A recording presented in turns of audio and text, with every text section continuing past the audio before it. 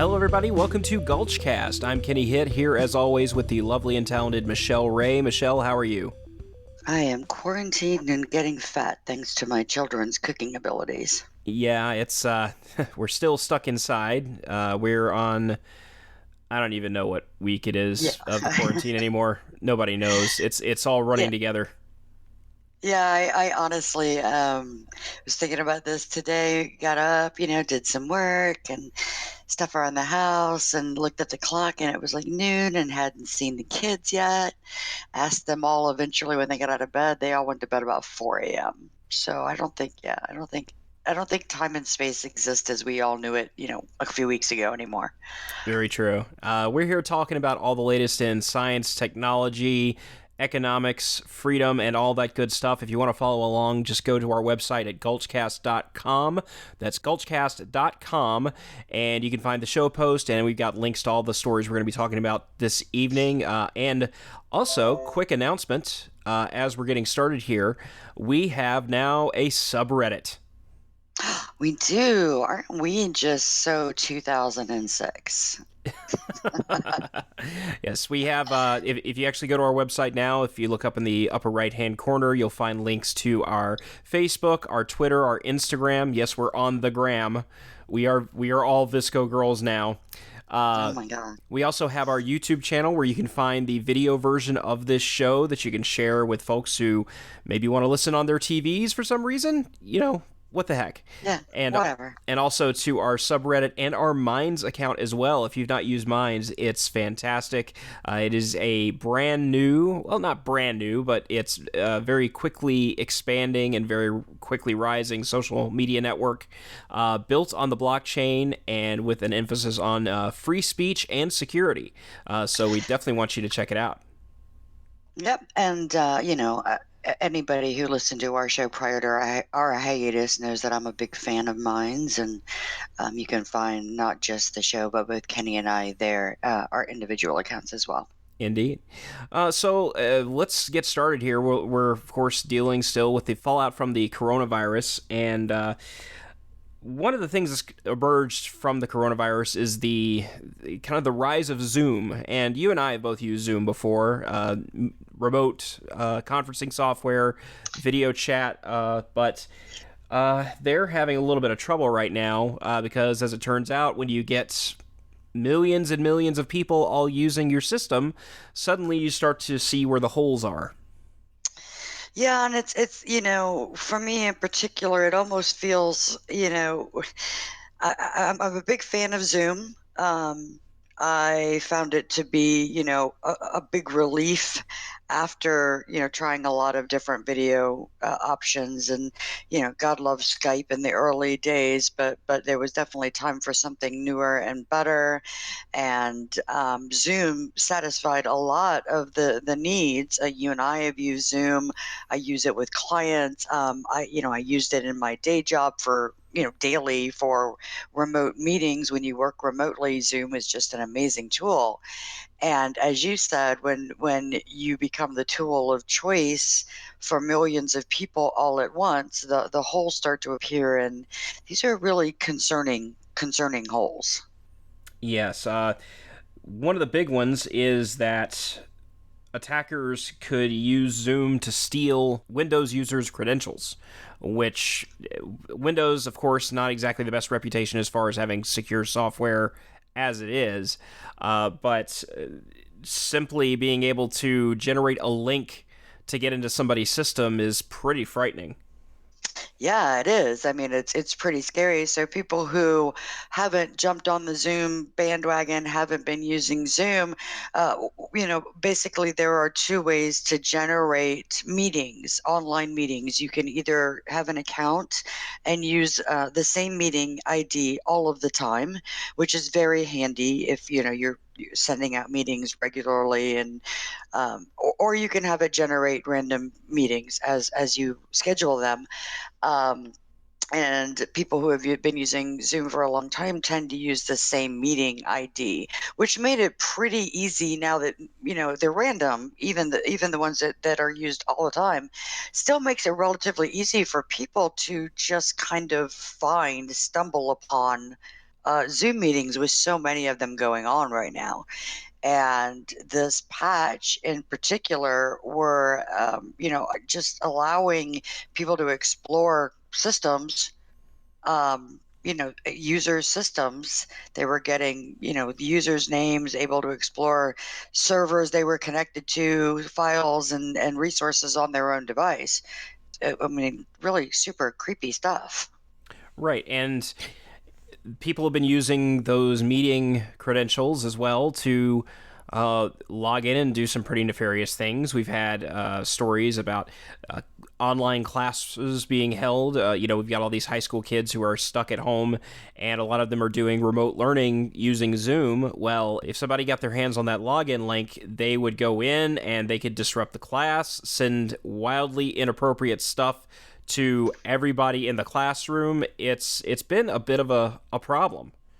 Yeah, absolutely. I mean, they're calling it Zoom bombing, and it was, luckily, my kids are using Zoom as well, and they haven't experienced it, but stories have been popping up all over the place. So I don't remember. The bug was reported not long ago, late March, I think, as Zoom's popularity rose, and it's my understanding that Zoom has said as of April 2nd that the bug had been fixed and that they were going to be focusing on security patches in the program, because this particular bug was not the only thing wrong. Right. Actually, last year, there was an issue with the Mac version of the app, which of course scares me to death because I have a Mac, where there was a security flaw that would allow an attacker to access your webcam, uh, which is obviously a massive violation of privacy and something that a lot of people should be concerned about. They did manage to patch that out, but all of these issues have now led to Zoom being under investigation by two different states at least, and ooh, that's not good for them. So far, we got I believe Connecticut and I think New York are involved in the investigation. Yeah, and I think, I'm not sure what I hope.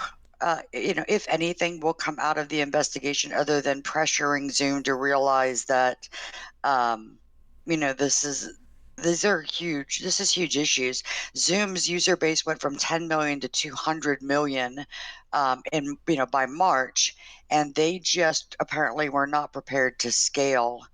And I think that, obviously, I'm a user of Zoom. I've enjoyed the software, but it is critical that Zoom stay on top of being able to scale their security given the scale of use that's happened. And so it appears that they're taking, this seriously, but we know, you and I know from experience, that these are the bugs that have been found. These are not the only bugs that exist with Zoom.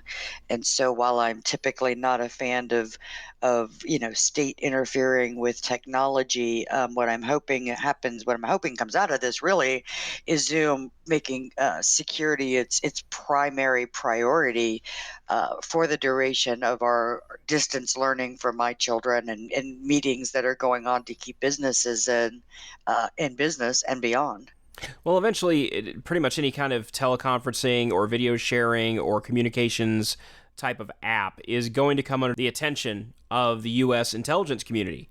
And I'm sure that things like this probably have the CIA and the NSA and the DoD all very concerned as well, because I believe a lot of service members may be using Zoom to communicate with family members. There may have been people in the government who were using Zoom to hold, conferences and things like that. Right, Um, absolutely. and And Zoom has touted itself as having end-to-end encryption on their video, in many places. And it has come to light, of course, with all of the sunshine on Zoom, that is just not the case. That there is no end-to-end encryption in Zoom. There's, they mention end-to-end encryption in their white paper and in several of their marketing documents. And if you do a little digging, and I think Zoom actually came out and made a statement about this, is that their endpoints are not encrypted. So this data moving from endpoint to endpoint. I'm sorry, their endpoints are encrypted, but data moving from endpoint to endpoint obviously is not. And so, that is concerning, obviously legally concerning.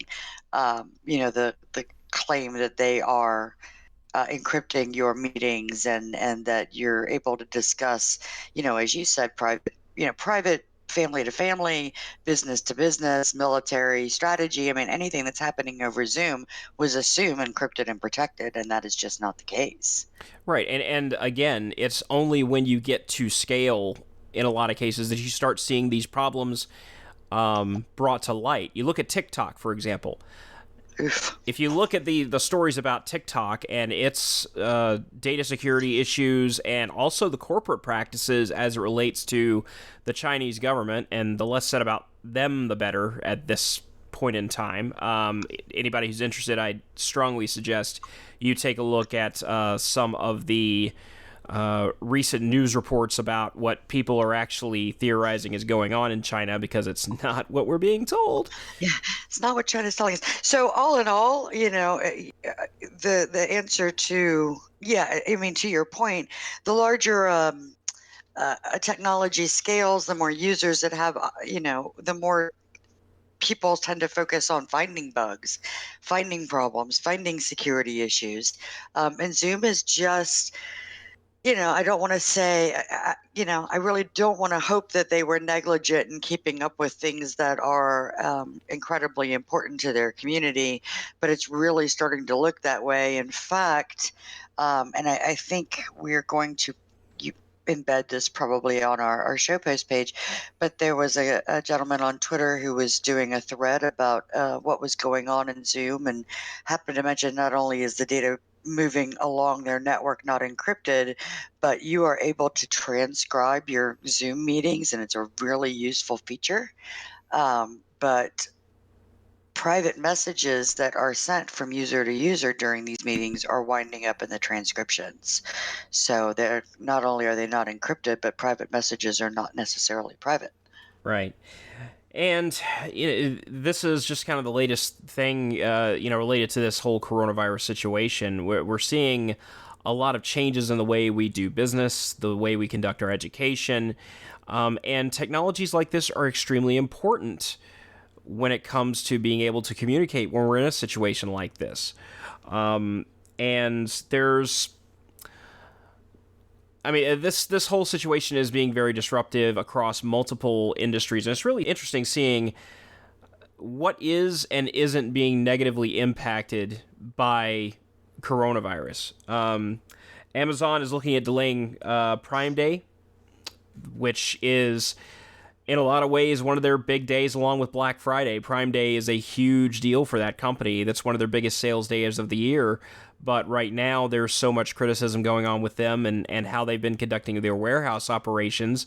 A lot of people have been saying that they're a little worried about their employees being in such close quarters and may not necessarily have the protective gear that they need.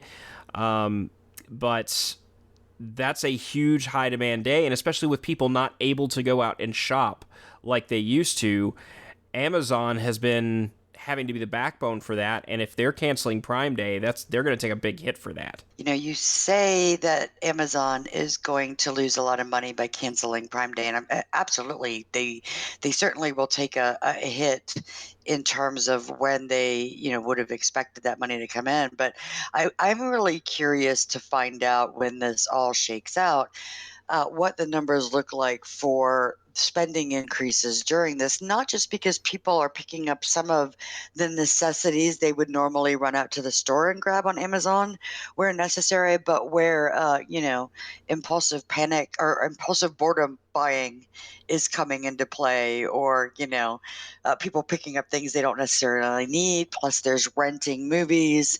I mean, I'm sure there's going to be an incredible uptick in that.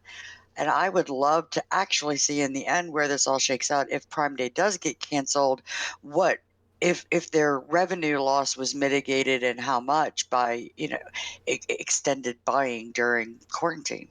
Right. And also Disney, of course, their theme parks are closed, so they've taken a big hit there, but they've also had to completely change around their movie release schedule because, of course, movie theaters nationwide are closed down right now because they're, a high risk zone for transmitting the virus. We've already seen one of their more recent releases, the Pixar movie Onward, actually was released this past Friday on Disney Plus after only about a month in the theaters. I guess they kind of saw the writing on the wall. They're not going to be able to get any more screenings of this in, so might as well send it to the streaming app and get some more eyeballs on it. But all of their Marvel movies have been shifted for at least 6 months each. And one of their big tentpole flicks for this year, their adaptation of the first Artemis Fowl novel, is being moved directly to the Disney Plus app. So that's, you're talking about a lot of revenue that could have come off of that movie that is now going to be lost. They're not going to get any kind of box office revenue over that. So all they can hope for is that it generates some new subscriptions for their service. Right. And absolutely, I'm sure Disney Plus, a little bit of investigation would show us that Disney Plus has seen an incredible uptick in subscriptions over the last, month or so. Of course, And especially that with all the kids being home, Right. And I imagine that will continue. But pushing, delaying, or moving these releases directly to Disney Plus affects more than just Disney. Obviously, there are, the revenues are not coming in for these movie theaters and the suppliers for the theaters and the employees of the theaters. And so pushing these back definitively 6 months, let's say the quarantine begins to draw down in the next 30 to 60 days, that still leaves now, these big blockbuster hits pushed out farther than it is anticipated for some of these businesses to reopen. So, I'm interested in to see what will happen if things do start to draw down with the coronavirus and social distancing sooner than these blockbusters are slated for release. Will they be reshuffled again, or are we just going to look at this abysmal economic future for movie theaters for the next 6 to 12 months? Mm-hmm. But as I said, it's interesting to see who hasn't closed. Like, for example, Peloton. Still open. Yeah, very interesting. So, um, the thing that's fascinating for me is I always thought one of the great draws about Peloton, and I'll be honest and admit my ignorance about exactly how they work, was kind of that you could have a live class from your home, and that was going to that kind of gives you that feeling of being in a gym and in a community, but not realizing, of course, not spending any time thinking deeply about where these live classes are coming from. So this is kind of a strange place for defiance to come from. Yeah, especially in the middle of New York City, which is the country's biggest hotspot right now. New York is our Wuhan right now. It is just absolutely racked with this illness. There's actually Peloton customers who are saying, please close down the studios. We have plenty of workouts on video on demand that we can follow. We don't need the live workouts.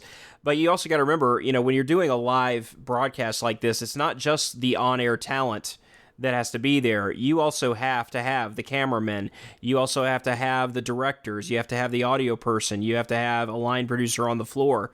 These are all people who have to go into the office and be potentially within close quarters of each other. If you've ever been in an actual video studio, production studio, the control room is cramped quarters.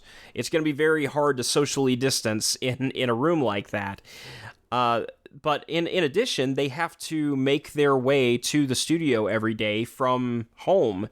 And the latest science heavily suggests that one of the ways the virus has been spreading so rapidly in New York City is the subway, public transit. because of Yeah, people well, that being, makes sense. yeah, because a lot of the cases are actually outside the city, um, where it's commuter distance where people can catch a train. Yeah. So, I mean, look, the customers are not asking for this. This legitimately is not, I doubt, making Peloton any more money. And, they work on a subscriber method. So people are not paying by the video. And I doubt that by not filming, Peloton's going to lose any more money. So this is really just nonsensical defiance. It doesn't make any sense. The members aren't demanding it. It's unnecessary. As you mentioned, it's at ground zero. I haven't seen an update on this. The last statement I saw was Peloton saying that they're working on a reduced crew, on a closed set, no live audience, and taking extra precautions. But as you mentioned, those extra precautions don't do anything once they walk out the doors. So, yeah, really surprised to find, somebody thinks this is important enough. It's not. Pro tip, you can use your Peloton without a brand new live broadcast. It's cool. And to be perfectly honest, and I have seen Peloton commercials, and they all annoy me to great end, because the only people you ever see using a Peloton are people who are already in good physical Already condition thin. Yeah, they're thin and happy and and could ridiculously probably, wealthy, because like yeah, all of their Pelotons are like in the middle of their 1.5 million dollar Zen garden, or right, yeah, yeah. With this, overlooking a cliff. yeah, or this stunning city view from a Manhattan penthouse. Yes. They can just go get liposuction when this is all over. Sit on the couch like the rest of us, binge eat, binge watch, and then go have liposuction. Rich Right. people. Exactly.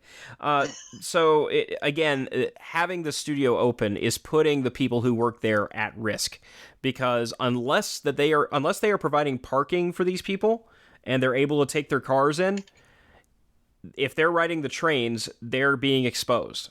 I can virtually guarantee it. But hey, if they do get infected, maybe they can be spotted by the pandemic drones. Oh yeah, this is fascinating to me that we moved so quickly. In a wow way, or a oh my gosh, that's No, terrifying way? in a dystopian horror, this is how it all begins way. Yeah, so We are moving our way very rapidly to dread. The as in the movie Dredd, Judge DD, Dredd. yeah, yeah, yeah. Judge Dredd, yeah, We're going to be yeah. living in mega blocks, and we're going to have like 5 police officers for every 5 million residents.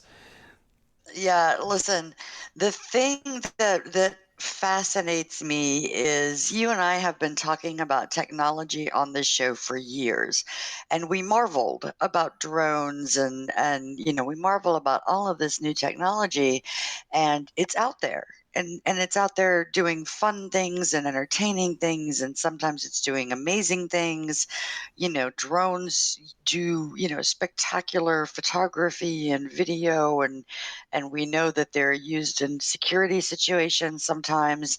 So all this infrastructure is out there, and the idea that it can be, with the onset of a virus, switched to be used for all of those other purposes, to a purpose like following people around and detecting whether or not they're coughing and having a fever and reporting this back to some authority, is just, it's that thing you don't want to talk about when you're a futurist and a technology enthusiast. Like, it's all possible, but you don't actually want to see it in the headlines. And that's where we are right now.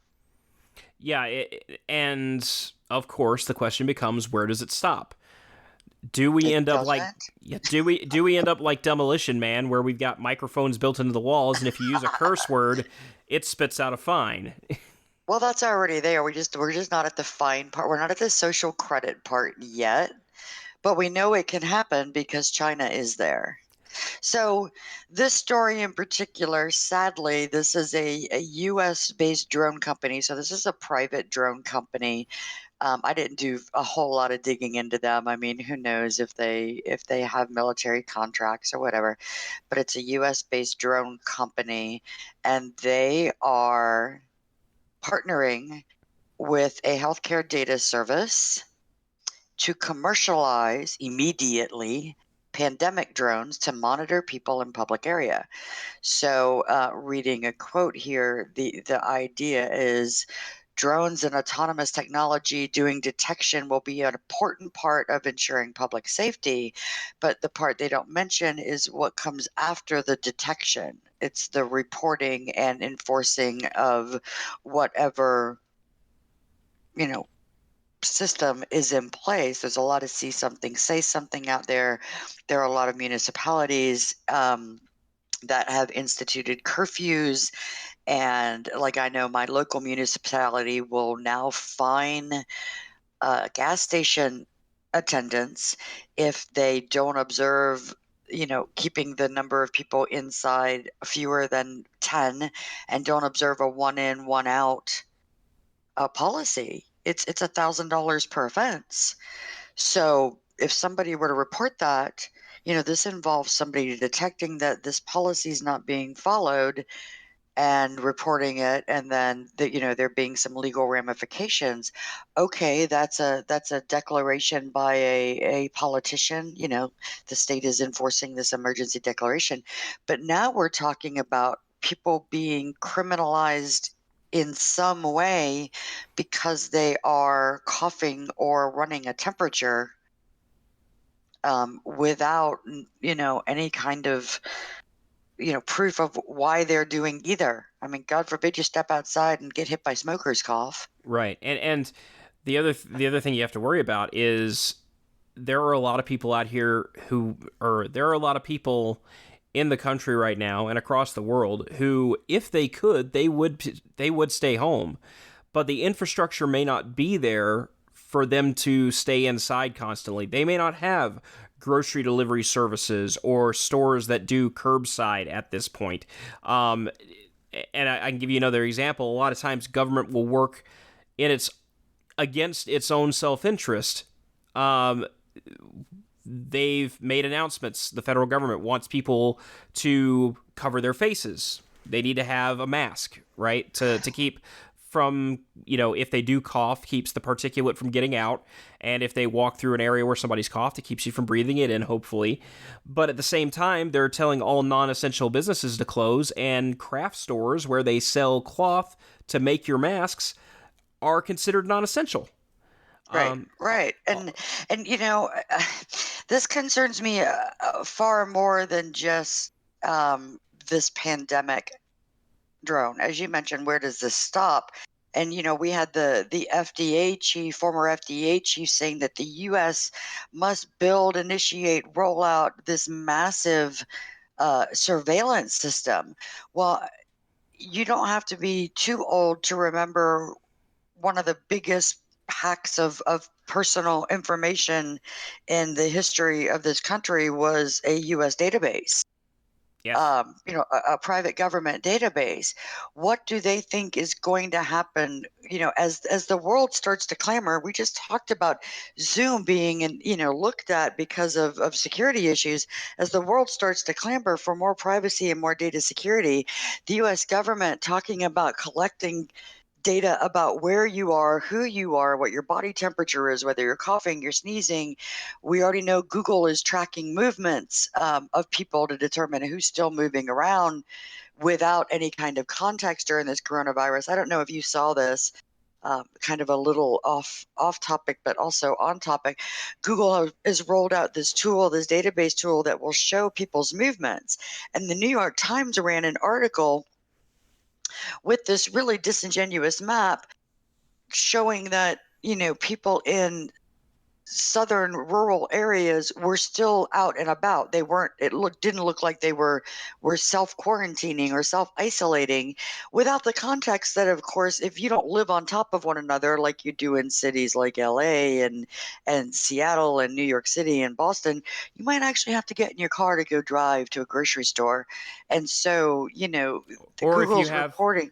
there's a high volume of essential jobs in the rural Right. South because it's farms, Absolutely. it's agriculture, it's textiles. These are essential jobs. My brother, Well, my own brother works in the agriculture industry, and he's having to go work every day just like normal. well, The farmers still have to make their crops. right, absolutely. And it's not only agriculture. If you live in a very, very, very small town, the likelihood that your employment, if you're an essential worker in any field, is not in your where you live. So, if you work in infrastructure, if you work, running electricity, if you're a nurse, if you're a doctor, if you're a hospice care worker, the likelihood that you're going to have to travel to work if you live in a rural or very, very suburban area is like 100%. So it was very disingenuous. This map is showing people traveling more than 2 miles. Well, it's just absurd. And what that does, of course, is pit people against people, people saying these people in this area are spreading the virus because they're looking at a very disingenuous map. And that concerns me. If information about movements and people's behavior from these pandemic drones is stored in a database and aggregated to point to certain types of outcomes in certain areas so that other types, other mandatory orders and emergency, proclamations and declarations by the state can be put out. Well, So huge concerns about the data. what concerns me even more there is that this was allegedly collected from people who had opted in to share location data with Google. Well, the thing is, if you have Google Maps or Waze, the app will not function unless you agree to share location data if you're doing turn by turn, for example. So this is a kind of holding people's data hostage. Let's be honest. We all know, everyone knows that Google location services on a lot of devices and in a lot of cases and in a lot of apps are still functioning whether or not that app is running as well. So you've opted in to share service, but you don't have to be using that application for Google to be tracking where you are. Yes, and that's... I mean, that is something people are just not aware of. You've granted the okay for Google to, if you check in at places on Facebook or you use Waze or even Spotify in some cases, certain banking applications, like I happen to know if I want to use Zelle within my banking application or if I want to make a deposit, an electronic deposit over my phone, I have to have my location services turned on. Mm-hmm. Well, I discovered not that long ago, this has been corrected, thank goodness, but not that long ago, I discovered that by granting that for those pieces of that application, it actually gave that app my location all of the time, whether I was actually using it or not, whether I actually had location services turned on and was using them or not. And that is just, dishonest and something that people have been screaming and against. I mean, GDPR, CCPA, these are things that are supposedly the state concerned so much about PII. And now we have federal officials and people all over the country calling for this massive surveillance system without regard for what happens to their personal data that's all going to be tracked, stored, and shared. Right. And just as a little follow-up to something you said earlier, Dragonfly, which is the company that's making these supposed fever and cough detecting drones, is in fact a military contractor, US DoD. Shocking. Military and government contractors partner with Dragonfly to improve personnel and infrastructure safety. We work with partners to design and manufacture custom airframes, design and develop payloads, and manage complex flight operations. Our team members hold advanced pilot certificates that are approved to fly in controlled airspace and at airports. So yeah, it's really, really interesting to me because we're actually referencing an article that brought this to our attention, and I really don't remember them saying that Dragonfly had DoD contracts in the article anywhere. No, not at all. Isn't that interesting? Yeah. Director and former, it talks about what the company can do. Here we go. Just realized that the quote given by Dragonfly is Director of Dragonfly and former Secretary of Transportation and White House Chief of Staff. Shocking. No incest here. All I'll say Moving is on. follow the money, people. Just follow the money. So let's just to recap: surveillance drones that are going to store all of your data under the guise of protecting your health are run by a company that is managed by a former White House Chief of Staff and Secretary of Transportation. I'm just laying that all out there. Yeah. So speaking of following the money, let's talk about kind of the other big story that we want to talk about. Um, Atari's kind of going crazy. Uh, I don't know Yeah. what's going on with this company. And speaking of Atari, if you go to our website, gulchcast.com right now, you'll actually see a interview we did a couple years ago with Howard Scott Warshaw, who was one of the original Atari 2600 programmers. He did the Indiana Jones game, Yar's Revenge, and the famous, or should I say infamous, Infamous.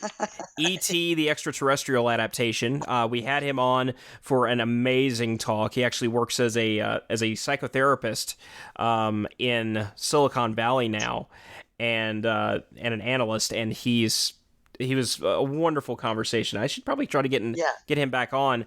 But yeah, so for those who don't know, Atari about 2 years ago, actually 3 years ago, announced that they were working on their own sort of retro console. Those are kind of the big thing now. Nintendo did a couple of them, and they were bestsellers. They were the hottest toy for the holidays for a while. These little Yes, they were. Yes, Pretty expensive hot toys. Yes, I managed to get my hands on one of the NES classics, so I've actually got one. Was not able to get the Super Nintendo, but those were a big deal, and so of course Sega did one, and they did one for Intellivision. But back in 2017, Atari announced their plans to do their own retro console, which would not only play classic Atari video games, but also would have apps that could give you all your standard set-top box streaming services and things like that. Ambitious. They did Indiegogo. an Indiegogo that drew, I believe, over $3 million. So they generated quite a bit of cash there. But we haven't heard anything as of yet about the console. We haven't seen any updates. They did show off some designs for the exterior of it. And they had hired a firm run by one of the former Xbox team, one of the creators of the original Xbox console, to help develop this one. And he is now suing Atari for unpaid work. Yeah, and this is, this kind of is interesting. I honestly remember you bringing attention, long ago, years ago, that Atari was going to do this, and thinking, man, that's kind of pretty.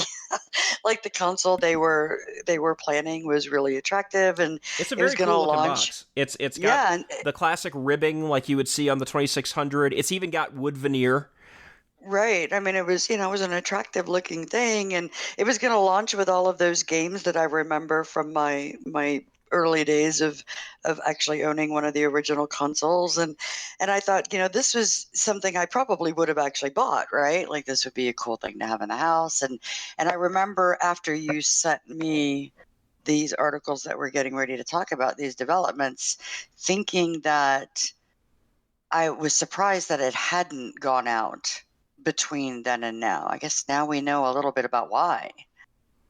Yeah, Rob Wyatt, who has a company called Tin Giant. Rob Wyatt was one of the original development team for the original Microsoft Xbox, and he founded this company, Tin Giant, and they got a contract from Atari, the current iteration of Atari, I should say. There's been, going all the way back to, the Nolan Bushnell version that Howard worked for, to going into receivership and changing hands a bunch of times. I think the last owners of the company, were Infogram, which is a French video game company, and they were publishing some titles under the Atari banner.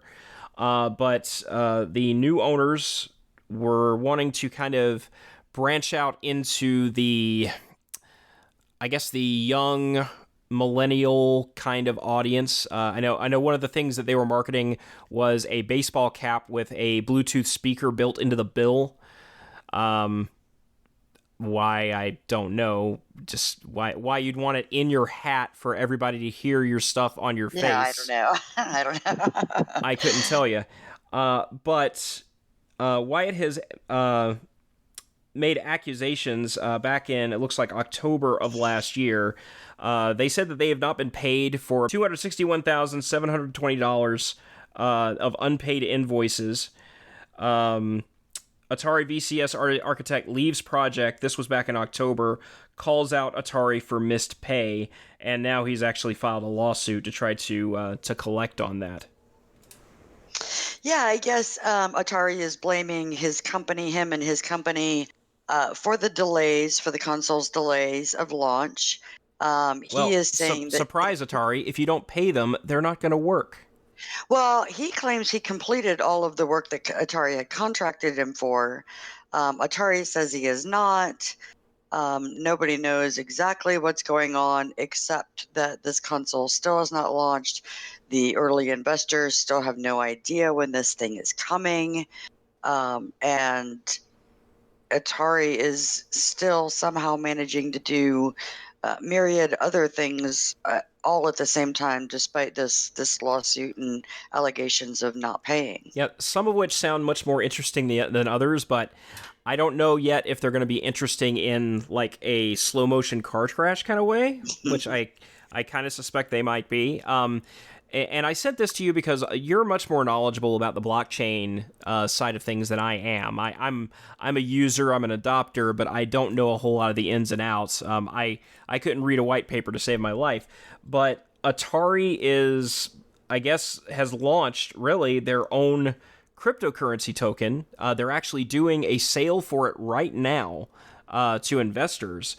And I know you said that you were going to take a look at the white paper on this. Have you found anything on this?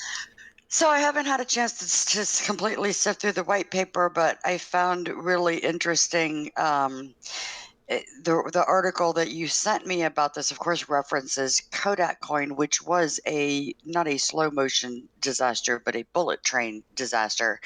ICOs are a thing of the past in the crypto community. Initial coin offerings.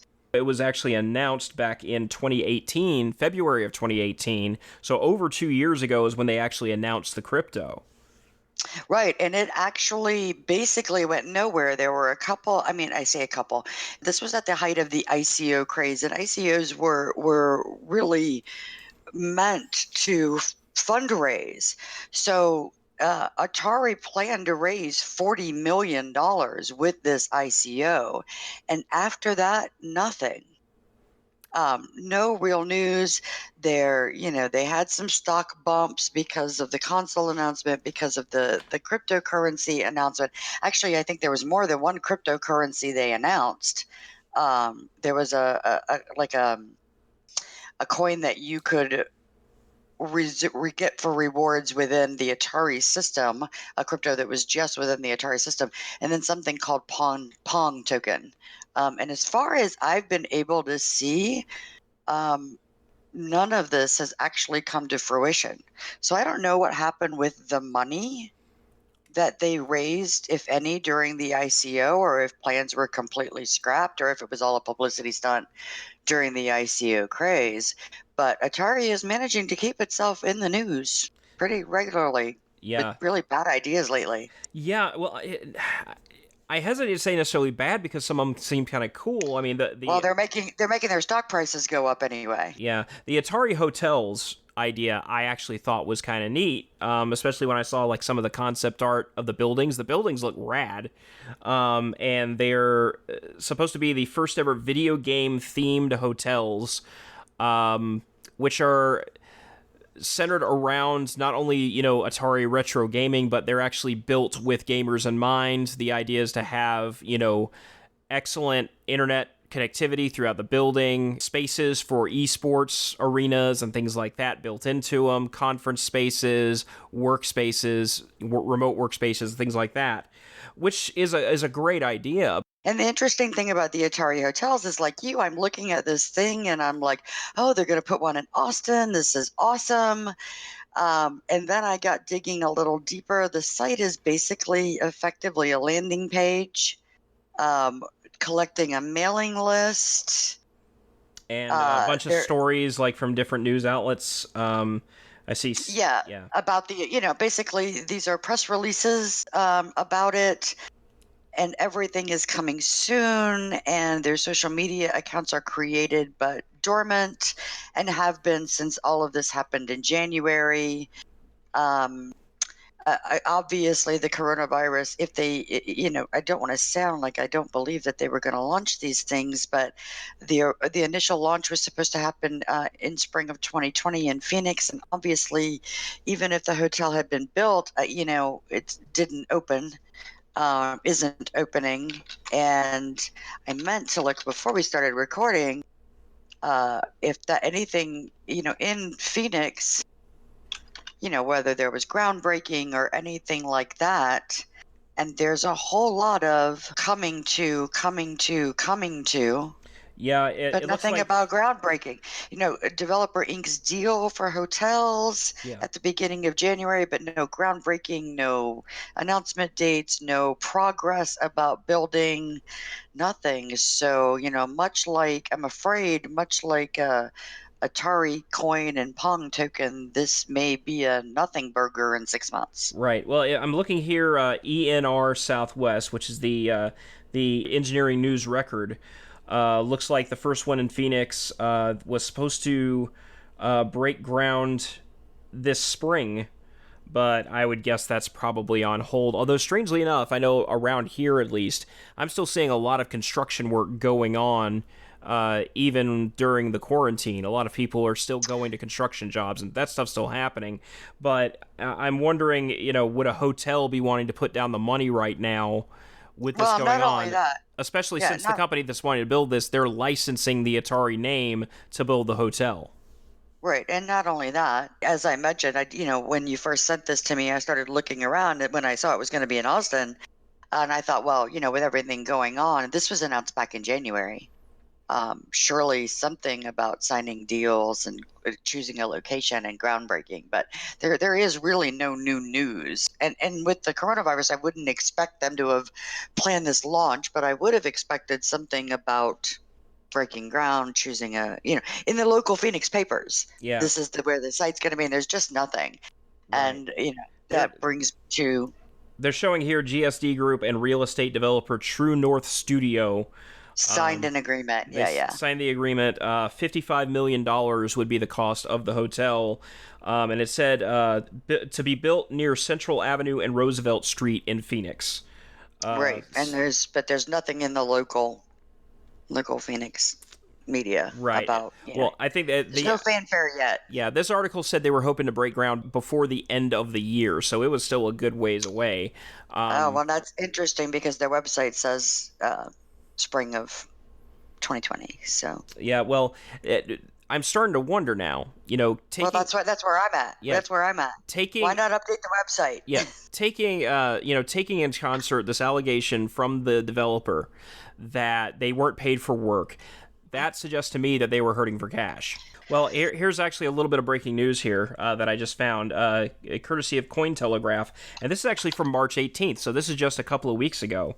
Atari is not releasing an ICO token; it's releasing two tokens, Right, that's and what I mentioned. yep, Pong token and Atari coin. Yeah, yeah, yeah. and this is from just 2 weeks ago.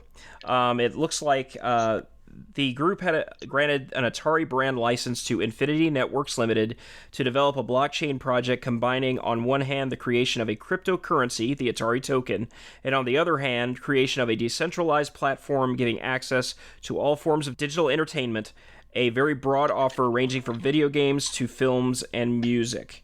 Um, but since the project was not progressing at the speed expected by Atari, you can say that again, the company and INL amicably terminated the agreement. Since recovering the rights, Atari Group has decided to separate its blockchain initiative into two separate projects. So it is partnering up with ICICB Group to develop its two tokens. Right, and that leads into the other property that we were going to discuss, which is the Atari Casino. Yes, Atari Casino, it does say that it is going to take cryptocurrency as a gambling currency, both Bitcoin and Ethereum. Right. Actually, that same Cointelegraph article you mentioned talks about their tokens are, and that was what I was discussing earlier, which is a utility token for the domain of video games, using their online casinos, playing with their tokens and other cryptocurrencies. And so it does, as you mentioned, talk about they accepting their currencies plus Ethereum and Bitcoin. But again, no updates. It says they plan to launch a crypto by September 30th of 2020. But this is not an ICO. Like I said, the ICO itself is dead. The switch is now that these tokens are going to be earnable, purchasable for use as utility tokens within their new casino scheme. And I say scheme because that's kind of what it is. The idea being, and this is not new for crypto, by the way. Crypto casinos, faucets, earning for gaming has been around since almost the beginning of Bitcoin. Play this game, earn Bitcoin. The idea, my guess would be based on, the other projects I've seen in this area, is that you'll buy Atari coins to play in Atari casinos. And you will be able to, if you win anything, change Atari casino tokens, Atari coins or Pong tokens or whatever they are, into other cryptocurrencies via some exchange partner. I would imagine that they're going to do business with. And Well, it looks like they're also accepting fiat for play in these as well. So yes, they are accepting, according to this, their Atari token that is currently still under development, it looks like. Bitcoin, Ethereum, NetTeller, Visa, MasterCard, PayPal, and Skrill money bookers, which is, I believe, one of the online casino systems. But I guess you get special bonuses or special offers or special enhanced benefits if you actually use the Atari token, which again, to me, if they're pushing people toward the Atari token, it feels like it's a fundraising thing. And well, as all ICOs are. yeah, and I can't help but think, did you get to watch one of the Fire Festival documentaries by chance? Oh yeah. Okay, so if you've seen either of the Fire Festival documentaries, I recommend them both the one on Netflix and the one on Hulu. They're both fantastic.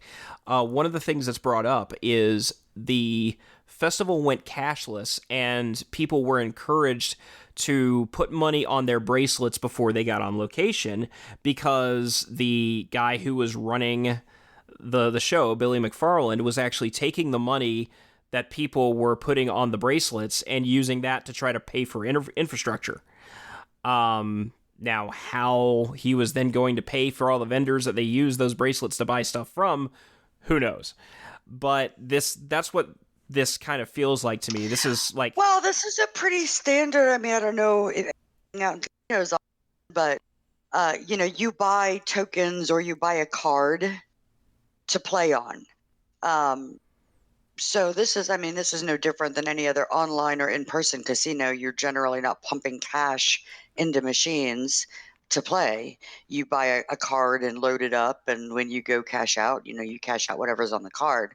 So this is, that model of buying tokens to play is, no different, like buying Second Life cash with fiat, or buying goods with fiat or whatever. The process of getting the currency that they use is not unique. And it's, just like I said, looking at this site, not just the Atari token and the Atari, it looks to me the Atari token and the Atari casino is kind of a way for people to, I think it's a little better than an ICO in my personal opinion.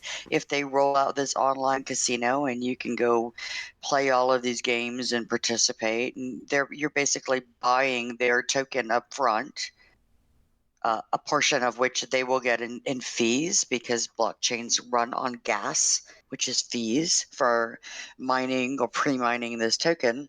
And then if you change that token out of Atari token into Bitcoin or into Ethereum or into fiat dollars or whatever, of course, there'll be a fee for you to do that too. I mean, this is a pretty standard operating procedure for companies that use a token, a utility token, or a crypto as a means of using their service. Now, interestingly, they just announced the casino on their social media April 2nd, so Yeah, just a couple of days it ago. was just this past week because I'm signed up for updates on the VCS because it was a story I was following.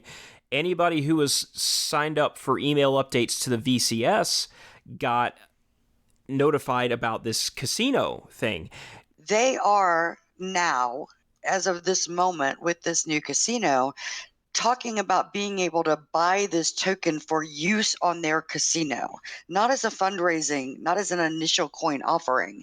So there is a lot of confusion between a token sale, which you'll be able to own these tokens, and yes, they're going to raise a little bit of money, but you'll be able to use the tokens if this casino launches, versus an ICO, which is an investment tool, literally a initial coin offering, like an initial stock offering. So the fact that you can go buy Atari coins right now, at least according to the casino Atari website, doesn't mean it's an ICO. This is not an investment thing. They're selling. Yes, they might raise a little money if you are buying these things, but they're selling with the idea that you are going to be able to use these tokens on their platform. Yes, they're calling it a pre-sale. You'll notice they're no longer calling it an ICO. Yeah, actually, they're showing here. Looks like the pre-sale started on March March 30th. 30th, and it goes through April 10th. Current price is showing 8 cents a piece. So I don't know. We'll see. Yeah, and listen, I'm going to say this because we're talking about crypto, and here's the thing. They've got this whole FAQ that's a pretty standard thing. The tokens bought you can only buy tokens in their pre-sale via another cryptocurrency. You cannot buy them with fiat. They don't take cash. You have to use Bitcoin, Ethereum, Litecoin, or Bitcoin Cash. So basically, what you're getting is a voucher. So to me, that tells me two things. One, you can't do anything with this token. It's almost like being bound to an agreement where you sit on them for a while. That's a smart move on their part. It is a fundraising thing. But what it also means is you can't sell them, you can't exchange them for another crypto or anything else like that. They tell you that they are looking they flat out tell you that they have not mined these, they haven't launched their blockchain. They estimate that the Atari token will be listed on exchanges by mid to late 2020. So this functions like any other cryptocurrency. They're testing a wallet. They haven't done anything else right now. So you are basically funding their blockchain development Right. by purchasing this thing is what you're doing. The blockchain doesn't exist. The tokens haven't been mined. You're gonna basically get either a private key, but wouldn't think so since their wallet's still in development. You are crowdfunding for Atari with this thing using crypto. So in some ways, and of course, it's if the blockchain has not been developed, it's not the same thing. But it's almost like how an ICO works without actually technically being an ICO and all the problems that come Well, with that. yeah, no, there are some legal pieces to an ICO. Yeah. In the United States that don't have to happen here. They flat out tell you this is fundraising for a blockchain that doesn't exist yet. Given everything you and I have discussed about Atari up till now, I personally won't be investing in Atari token as an investment. I might down the road pick up some Atari tokens so I can go play games if Atari Casino ever launches. But that's where I'm at. Just given the research you and I have been doing about what's going on with Atari lately, the fact that their blockchain development fell through doesn't bother me in as much as I'm not seeing even the fact that they can deliver a token. And my experience, and I have some, is that launching a blockchain and populating it with pre-mined tokens is very easy. Right.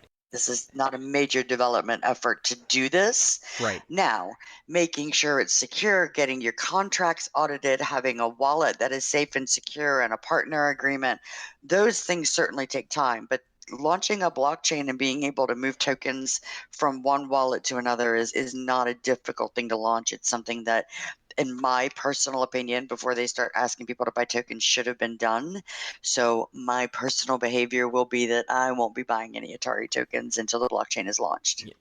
I'm halfway tempted to buy just like one, just to be able to say, hey, I own an Atari token. If you get it, if Yeah. you ever get it if delivered. if I ever get it delivered. My bigger concern is that if they do this token pre-sale, what happens if, okay, so they launch the blockchain. Blockchain's easy to launch. What's more concerning is the stuff that's going to be built on this blockchain to utilize this blockchain. Is that stuff actually going to happen? Is this casino going to happen?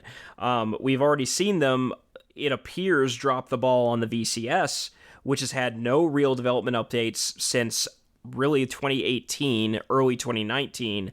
We've not seen no development. We've got that part of the company is under lawsuit right now from one of the developers saying that they were never paid for their work. Atari's claiming the work wasn't done, so that's obviously going to be a massive delay on this system. And video games are what Atari does. If they can't even bring a video game system to market in 3 years, then how are they going to run a casino, which is not what traditionally Atari is known for, or blockchain Right. for that matter? Right. Well, listen, all good. Obviously I'm a crypto enthusiast and evangelist. This, in my mind, they're using crypto because they're fundraising. This is really what would be called a utility token. And yes, it may get listed on an exchange, and that would mean external from Atari. There would be some trading going on, and you might be able to make a little money off of this if you're interested in investing. I personally would tell everybody to treat it just like it's a casino card. You're buying turns at playing a game, and that's it. And maybe you win some cool swag, or maybe you just think of it as points. But interestingly, I've tried to sign up for this crowd sale to just buy anything. Signed up for their newsletter, no confirmation email. There's no way to directly go buying right now. You click on let's start, and it basically takes you back to the main page. It said that their crowd sale launched on March 30th, but it doesn't look to me like anything's actually live at this moment. So That's worrying because it it is very concerning. you're now, let's see, 6 days into this sale, and there's 6 days left. It's essentially just under a 2-week sale, and if other people are genuinely trying to buy these coins, they're not able to get in to do it. So their sales are zero right now. Yeah. Live is a misnomer. It's not live. Like I said, I just signed up for updates. I tried to click on the buy now or let's get started. It doesn't go anywhere. Atari's a big name, and they've had ups, they've had major ups, major downs, and maybe this is the start of a great new marketing effort and moving them in new directions. And I think you test balloon some ideas and gauge interest and all of that. But right now, neither this nor the hotel thing looks too good. So I'm just kind of holding off for the moment and seeing where things go. Obviously, I signed up, looking for all of this stuff, but it's just not looking good right at this particular moment. So it's interesting. It's something I'll definitely be watching. It certainly bears watching. But this is on my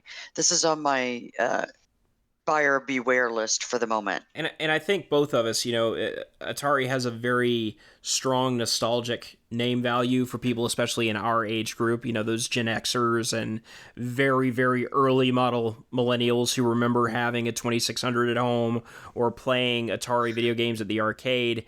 But sometimes the brand has just kind of had and left a sour taste in people's mouth a little bit. Yeah. And I wonder if maybe that might be scaring investors away and some of these projects. Well, like if it's not launched, it's not launched, That's a lot more scary. Listen, missing a launch date is fine, but you have to update investors. You've got to keep your media up to date. And maybe that doesn't matter with the coronavirus going on. Maybe that's a legitimate reason that all of this was on hold. And that could But be it too. I mean, because this did launch in the middle of us all going under quarantine, and this whole thing with the token sale may have been listed as automated on the website, and it just they never got the infrastructure in there because everybody who was supposed to do that maybe got sent home or laid off or whatever.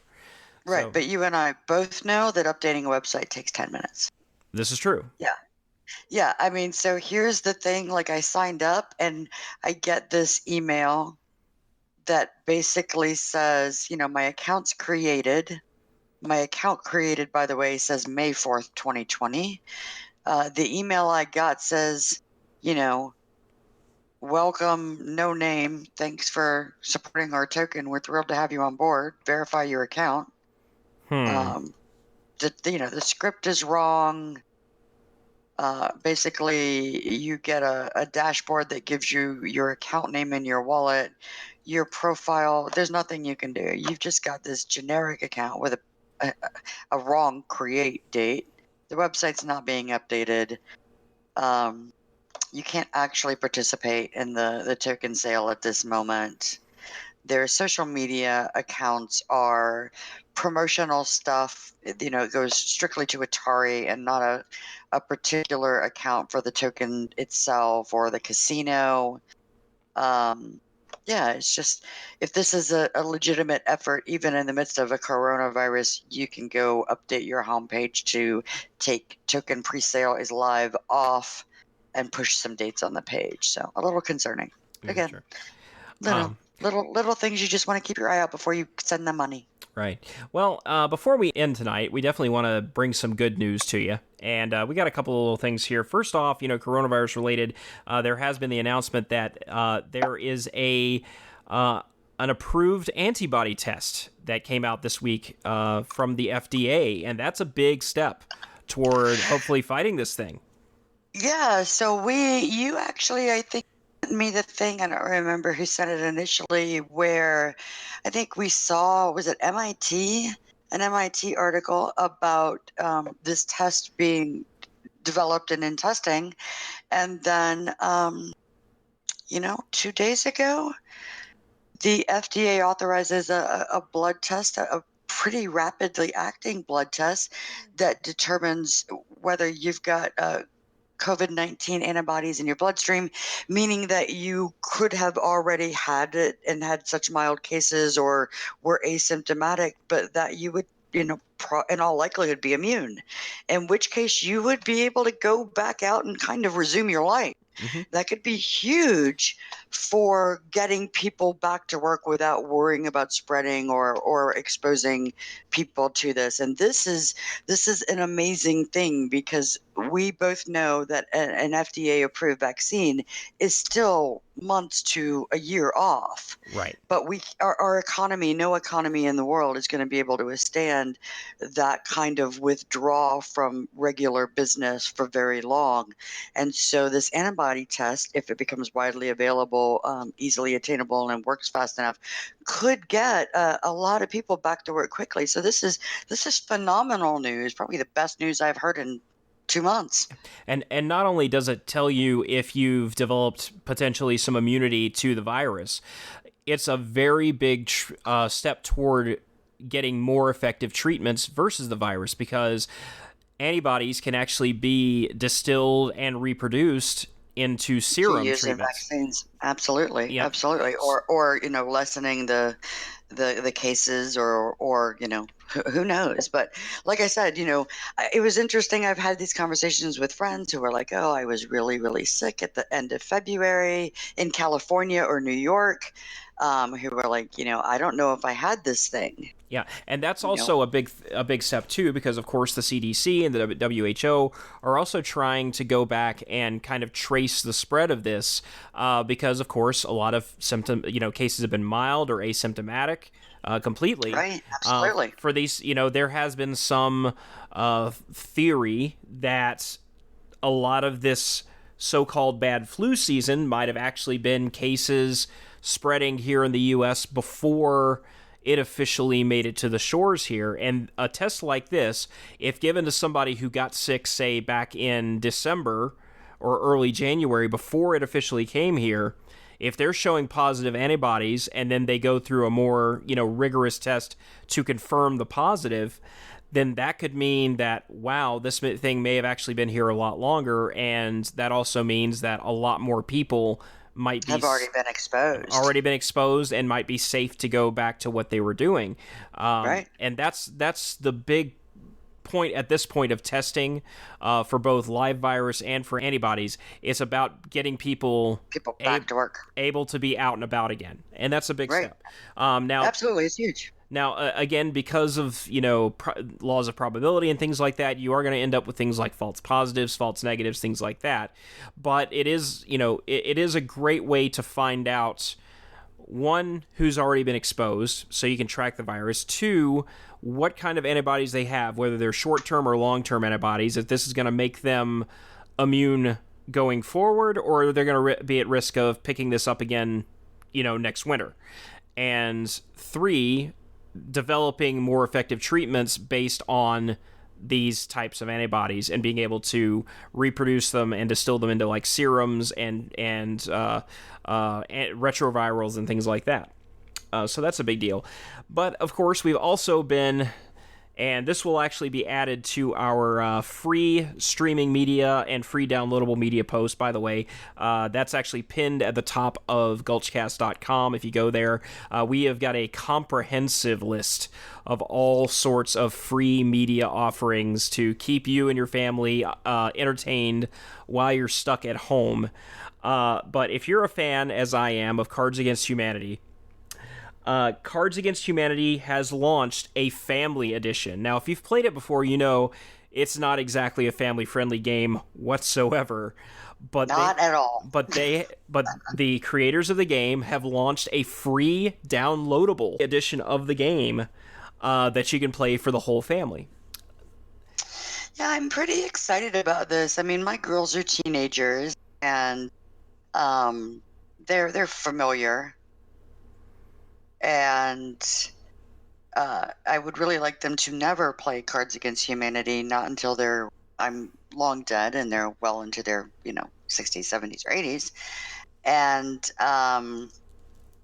but the play, the banter, the kinds of it's hilarious to play. So I would love to have that kind of experience with my girls at home. I mean, last night I taught two of them to play poker. Maybe that's not such a good idea. So I'm kind of looking forward to this whole family edition. Now, well, you taught them to play poker. You're just getting them prepared to for the Atari token. Yeah, absolutely. and also, to be able to entertain and get jobs when this dystopian hellhole is fully realized and only people with real skills can make money.